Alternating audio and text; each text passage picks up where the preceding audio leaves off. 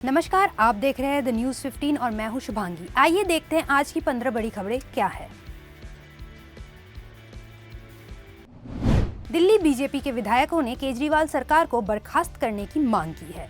इस संबंध में दिल्ली बीजेपी विधायकों ने 30 अगस्त को राष्ट्रपति द्रौपदी मुर्मू से मुलाकात कर उन्हें ज्ञापन भी सौंपा था। अब राष्ट्रपति सचिवालय ने इस पर संज्ञान लिया है और राष्ट्रपति कार्यालय ने यह पत्र केंद्रीय गृह मंत्रालय को बढ़ा दिया है।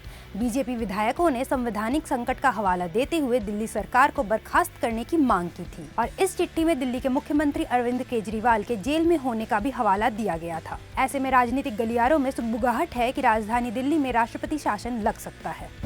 अपने 3 दिवसीय अमेरिकी दौरे पर गए विपक्ष के नेता राहुल गांधी भाजपा और आरएसएस पर जमकर हमला बोल रहे हैं। राहुल अपने कई कार्यक्रमों में मोदी सरकार की कमियों को गिनाते दिख रहे हैं। इस बीच राहुल गांधी ने सिखों को लेकर एक टिप्पणी की जिस पर बवाल मचा हुआ है। सोमवार को वर्जीनिया में राहुल गांधी ने कहा कि लड़ाई इस बात को लेकर है कि क्या एक सिख के तौर पर उन्हें भारत में पगड़ी पहनने की इजाजत दी जाएगी और क्या वो गुरुद्वारे जा सकेंगे। उन्होंने यह भी कहा कि यह लड़ाई राजनीति के बारे में नहीं है। उनके इस बयान पर भाजपा ने उन्हें चुनौती दी कि उन्होंने वर्जीनिया में सिखों के बारे में जो भी कहा उससे भारत में दोहराए, फिर वे विपक्ष के नेता के खिलाफ मामला दायर करेंगे और उन्हें अदालत में घसीटेंगे। इसके अलावा भाजपा नेता आरपी सिंह ने राहुल गांधी की आलोचना करते हुए कहा कि दिल्ली में 3000 सिखों का नरसंहार किया गया है और ये तब हुआ जब कांग्रेस सत्ता में थी। साथ ही केंद्रीय मंत्री शिवराज सिंह चौहान ने राहुल गांधी को पूर्व प्रधानमंत्री अटल बिहारी वाजपेयी की याद दिलाते हुए कहा कि जब अटल बिहारी वाजपेयी विपक्ष के नेता थे तो उन्होंने कभी देश की छवि खराब करने की कोशिश नहीं की। हरियाणा विधानसभा चुनाव के लिए आम आदमी पार्टी ने 9 उम्मीदवारों की दूसरी सूची जारी कर दी है। सोमवार को ही भाजपा छोड़कर पार्टी में शामिल हुए प्रोफेसर छत्रपाल को बड़वाला से उम्मीदवार घोषित किया गया है। पार्टी अब तक 29 उम्मीदवारों का ऐलान कर चुकी है। फरीदाबाद से प्रवेश मेहता को टिकट मिला है तो तिगांव से अब्बास चंदेला को उम्मीदवार घोषित किया गया है।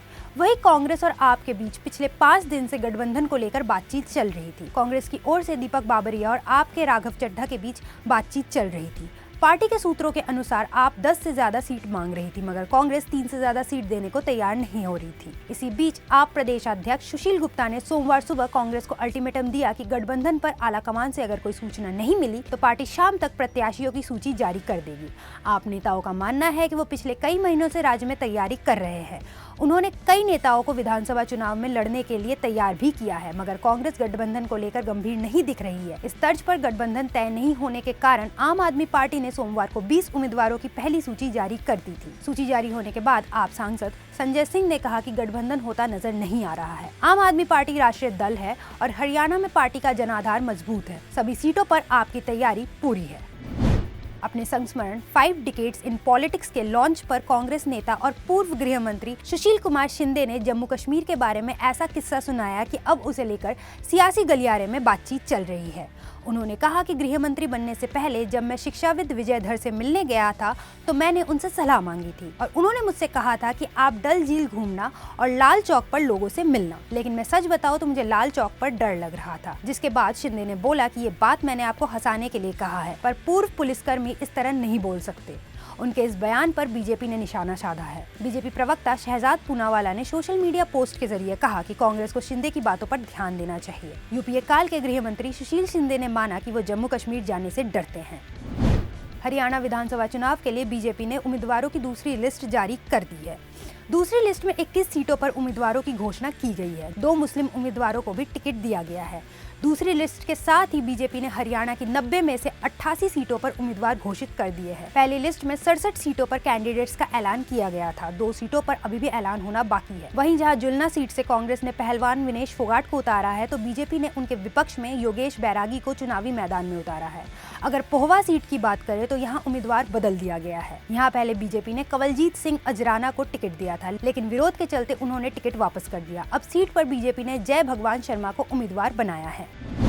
मणिपुर की राजधानी में कानून व्यवस्था से संबंधित हालिया स्थिति को देखते हुए इम्फाल पश्चिम और इम्फाल पूर्व के जिलाधिकारियों ने मंगलवार को सुबह 11 बजे से दोनों जिलों में कर्फ्यू लगा दिया। सोमवार को जारी 2 अलग अलग आदेशों में इम्फाल पूर्व और इम्फाल पश्चिम के जिलाधिकारियों ने कहा कि उन्होंने सुबह 5 बजे से रात 10 बजे तक कर्फ्यू में ढील के पिछले आदेशों को हटा लिया है तथा दोनों जिलों में तत्काल प्रभाव से अगले आदेश तक पूर्ण कर्फ्यू लगा दिया है। अब जिले में कानून व्यवस्था की स्थिति के कारण दी गई छूट आदेश तत्काल प्रभाव से रद्द कर दी गई है। हालांकि आदेशों में कहा गया कि सार्वजनिक स्वास्थ्य इंजीनियरिंग विभाग, नगर पालिका अधिकारी, बिजली, पेट्रोल पंप, अदालतों के कामकाज, हवाई यात्रा की आवाजाही और मीडिया कर्मियों जैसी आवश्यक सेवाओं से संबंधित व्यक्तियों की आवाजाही को कर्फ्यू से छूट दी जाएगी। इसके अलावा मणिपुर सरकार ने एक पुलिसकर्मी के खिलाफ कार्रवाई पर हिंसा भड़कने के बाद चूड़ाचांदपुर जिले में 5 दिनों के लिए इंटरनेट सेवाओं को निलंबित कर दिया। एक अधिकारी ने बताया कि पुलिस अधीक्षक और उपायुक्त के दफ्तरों में तोड़फोड़ के बाद राज्य में तनावपूर्ण स्थिति पैदा हो गई थी। सीआरपीएफ जवानों द्वारा इस्तेमाल किए जाने वाले वाहनों पर भी भीड़ ने आग लगा दी थी। कोलकाता के आरजेकर मेडिकल कॉलेज और अस्पताल में 9 अगस्त को ट्रेनी डॉक्टर के साथ हुए रेप मर्डर के विरोध में जूनियर डॉक्टर्स की हड़ताल मंगलवार को 31वें दिन भी जारी रही। डॉक्टर्स ने सॉल्ट लेक से लेकर स्वास्थ्य भवन तक मार्च निकाला। उनकी मांग है कि राज्य के स्वास्थ्य सचिव को भी बर्खास्त किया जाए। इससे पहले कोलकाता के पुलिस कमिश्नर को सस्पेंड करने की भी मांग उठी थी। सुप्रीम कोर्ट ने 9 सितंबर की सुनवाई में डॉक्टर्स को 10 सितंबर शाम 5 बजे से पहले काम पर लौटने को कहा था। कोर्ट ने आदेश न मानने पर राज्य सरकार को डॉक्टर्स के खिलाफ एक्शन लेने को कहा था, पर जूनियर डॉक्टर्स का कहना है कि उन्हें और पीड़ित को न्याय नहीं मिला, इसलिए वो काम पर नहीं लौटेंगे। डॉक्टरों ने भी सरकार को शाम 5 बजे तक मांगे मानने का टाइम दिया था, हालांकि डेडलाइन खत्म हो गई है। वहीं आरजेकर मेडिकल कॉलेज के पूर्व प्रिंसिपल संदीप घोष की सीबीआई की न्यायिक हिरासत 23 सितंबर तक बढ़ा दी गई है। बहुजन समाज पार्टी की राष्ट्रीय अध्यक्ष एवं पूर्व मुख्यमंत्री मायावती का कहना है कि अगर कांग्रेस पार्टी वापस सत्ता में आएगी तो आरक्षण खत्म कर देगी। उन्होंने कहा कि जातिवाद पूरी तरह समाप्त होने तक आरक्षण की व्यवस्था जारी रहना जरूरी है। बसपा सुप्रीमो ने मंगलवार को सोशल मीडिया पर जारी अपने बयानों में कहा कि कांग्रेस अब जातीय जनगणना की आड़ में सत्ता में आने के सपने देख रही है। लोग इनके इस नाटक से सचेत रहे, क्योंकि ये आगे भी जातीय जनगणना नहीं कराएगी। उन्होंने राहुल गांधी पर भी निशाना साधते हुए कहा कि कांग्रेस के सर्वेसर्वा राहुल गांधी के इस नाटक से भी सतर्क रहे, जिसमें उन्होंने विदेश में कहा कि भारत जब बेहतर स्थिति में होगा तो हम SC, ST व OBC आरक्षण खत्म कर देंगे। इससे स्पष्ट है कि कांग्रेस वर्षों से इनके आरक्षण को खत्म करने के षड्यंत्र में लगी है। कांग्रेस ने लंबे समय तक सत्ता में रहने के बावजूद OBC आरक्षण लागू नहीं किया और देश में जातीय जनगणना भी नहीं कराई। वहीं दूसरी ओर उन्होंने 69,000 शिक्षक भर्ती मामले में कहा कि आरक्षित वर्ग के अभ्यर्थियों के साथ अन्याय नहीं होना चाहिए, उन्हें अपना संवैधानिक हक जरूर मिलना चाहिए। राज्य सरकार इस मामले में अपना ईमानदार रुख अपनाए ताकि इनके साथ कोई भी अन्याय ना हो। मार्क्सवादी कम्युनिस्ट पार्टी यानी CPIM के महासचिव सीताराम येचुरी की हालत नाजुक है। उन्हें कुछ दिन पहले ही दिल्ली के एम्स में भर्ती कराया गया था। यहाँ सांस में समस्या आने के बाद अब उन्हें ICU में भर्ती कराया गया है। फिलहाल डॉक्टरों की एक टीम ने उनके हालत पर नजर रखी हुई है। 72 वर्षीय येचुरी का एम्स के ICU में सांस की नली में संक्रमण का उपचार किया जा रहा है। पार्टी का कहना है कि चिकित्सकों की एक टीम येचुरी के स्वास्थ्य पर बारीकी से नजर रखी हुई है और येचुरी की हालत इस समय गंभीर है। केंद्रीय खेल मंत्री मनसुख मंडाविया ने मंगलवार को पेरिस पैरालंपिक में पदक विजेताओं के लिए एक नकद पुरस्कार का ऐलान किया। भारत ने हाल ही में संपन्न हुए इन खेलों में अपने इतिहास का सर्वश्रेष्ठ प्रदर्शन किया और 7 स्वर्ण सहित कुल 29 पदक अपने नाम किए। पेरिस में स्वर्ण जीतने वाले खिलाड़ियों को 75 लाख रुपए, रजत पाने वालों को 50 लाख रुपए और कांस्य पाने वाले विजेताओं को 30 लाख रुपए देने का निर्णय किया गया है। इसके अलावा मिश्रित टीम में शामिल हुए विजेताओं को 22.5 लाख रुपए दिए जाएंगे। इस बार भारतीय टीम के ताबड़तोड़ बल्लेबाज रिंकू सिंह दिलीप ट्रॉफी में नजर आएंगे। दिलीप ट्रॉफी का आगाज हो चुका है। इस बीच मीडिया रिपोर्ट्स के मुताबिक Rinku Singh India B team का हिस्सा होंगे। दरअसल इस वक्त रिंकू सिंह उत्तर प्रदेश प्रीमियर लीग में खेल रहे हैं, लेकिन जल्द ही इंडिया B टीम से जुड़ने के आसार है।